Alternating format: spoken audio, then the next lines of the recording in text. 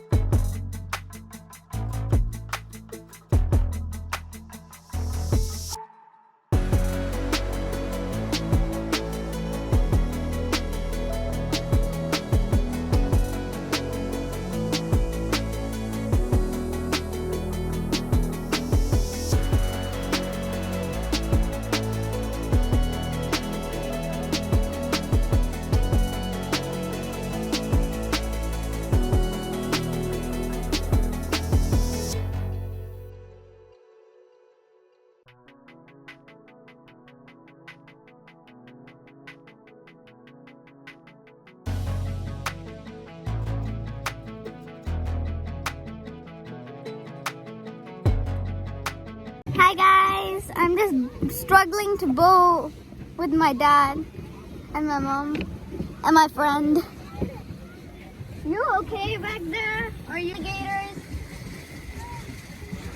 Okay. Hi guys.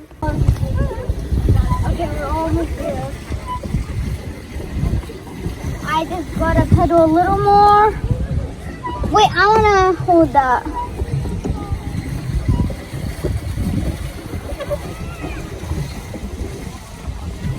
I'm the one who's driving so much.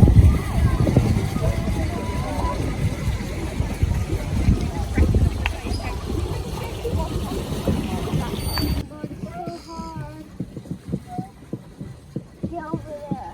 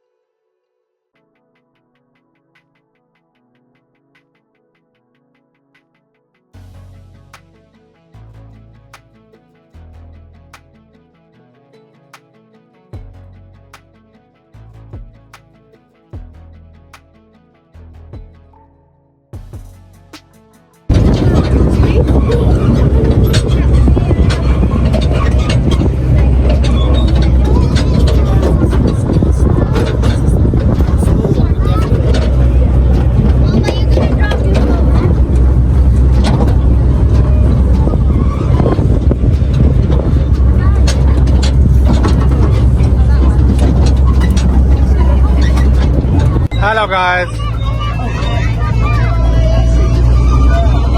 Enjoying? Yeah, we're on the train and enjoying the train.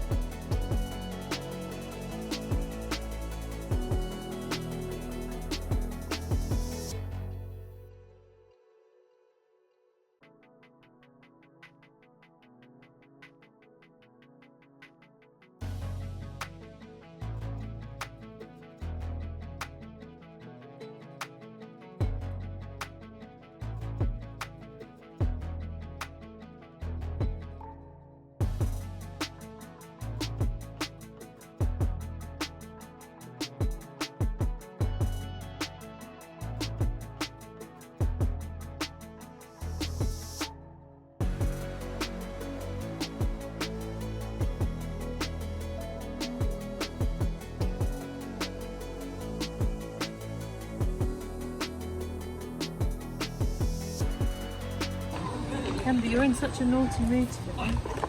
Stop jumping at me. Can you jump backwards? Oh, you can. You won't soon because of how big you guys are. Right, stop him again. Please stand up. She will bite you, that one. Get off me. Banana.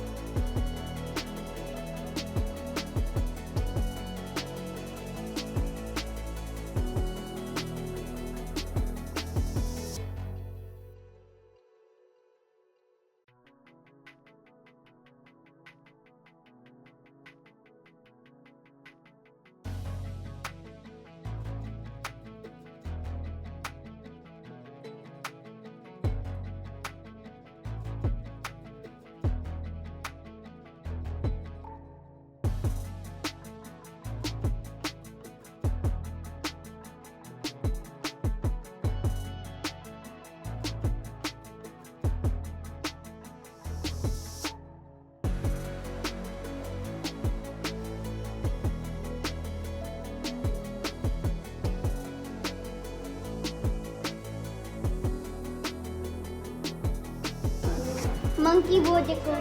Uy, di ba eh? Oo, di ba monkey ya? Monkey ko.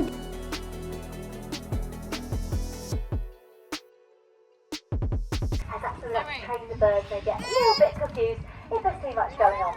After that, we're going to bring the birds over your heads and things all around. So with that, just please don't put your hands up and try and touch them or pull their tail feathers.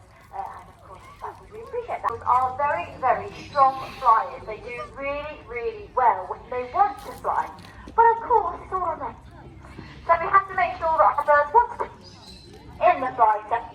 And as you can see, well, they don't really fancy doing it. So, of course, in all of our two ways, them both and get them to want to fly. We did this earlier as well, so it's not just you guys, it is just them being the cause. So all our birds are free flight, so we don't clip any of our birds' feathers.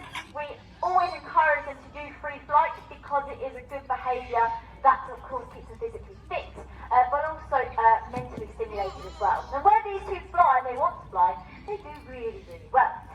But of course, it's got to be on their terms, they've got to want to do it. So we're going to give it a go and try and do it one more time, see if they want to go. So let me tell you a little bit about them. So Merlin is the green one. So he is our military macaw. He's a vulnerable species out in the wild, and you'll find him out in Central and South America. And then we've got Boom and Activity on the time. Now they've only just started, right, because they're both in their 20s, so 25 and 26 years old. So actually, they've got a long, long years ahead of them. But what we're going to try and do is see if we can do it one more time. Oh, they're going to want to go for a nice little fly today. Now, of course, if they do it, they get a bigger reward. But there is incentive for them to go for a fly, because obviously not only is it going to keep the fit, but also they're going to get a huge reward for doing so. They'll get their favourite of all treats, which is nuts. These birds absolutely love their nuts. So they're going to eat lots of different types of walnuts, Brazil nuts, macadamia, cashews. We give them a really nice mixture, but they only get it if they do the job correctly. Otherwise, it's just bog standard pellets, which obviously is kind of fun. Right, well, it looks like maybe the boys don't fancy doing that this afternoon, do they? Do you want to try one more time? Yeah, okay, we're going to give it a go one more time. This is their last chance. Fingers crossed we get it a second time. I promise you, it's worth it when you see it. Now, where they come from out in the neotropical rainforest, so recognize, I've had enough. So, yes, that's what they're going to be doing, and Peppy and Zoe. Now, both of these are members of the cockatoo family. Peppy, you are our great sulphur crested cockatoo. Oh, you want to say hello to everybody? Oh, lovely. And then Zoe is our yellow crested cockatoo. She's going to say hello as well, but she's also very excited. Yes, they are. Now, these two then are completely different species, and you'll find them in completely different areas. I know they look similar, but Zoe is not a baby version of Peppy. They are not related. They are completely different species, and out in the wild, you'll find Peppy over here, out in Australia. Yes, we would. And believe it or not, this bird is considered to be a massive pest, because there are so many greater sulphurs out there. They do all sorts of things, they cause loads of problems, they do lots of biting and chewing, they ruin farmers' crops, and pretty much all day, every day, that's what they do. And right now I'll tell you, he's gone to go sit on top of the shop and go and chew it. So there you go, that's Peppy. Let's tell you a bit about him. So let's talk about Zoe instead, shall we? So with our Zoe then, Zoe then, she is a critically endangered species. So you find her out in the little Indonesian island, these really tiny little islands where of course there aren't that many parrot species out there. And actually they are very, very low in numbers. Only 2,000 of her species are left out there in the wild. So there are big problems out there for Zoe species. Purchase anything that is made from trees, such as paper you put in your printer, a birthday card, some wrapping paper. Well, if you do that, then you can look for that logo on absolutely anything that you buy that has come from trees. And that's a really sustainable way if they bite you. But luckily, we're quite good at reading parrot behaviour, so we are quite good at understanding where they're coming from, and we know when not to push our boundaries when we know they've had enough. Now, with that though, it does mean that a beak needs to be a strong substance. So it's made out of keratin, which is basically just the same as your fingernails and your hair. But when it's compacted together, it obviously makes a very hard substance. And this beak is that substance. So it's a really hard tool. And of course, it's a great nut cracker. We can get into a whole walnut within 1 second. And not only that, they've got a bone in their tongue as well. And they're going to use that bone to manipulate any items that are inside.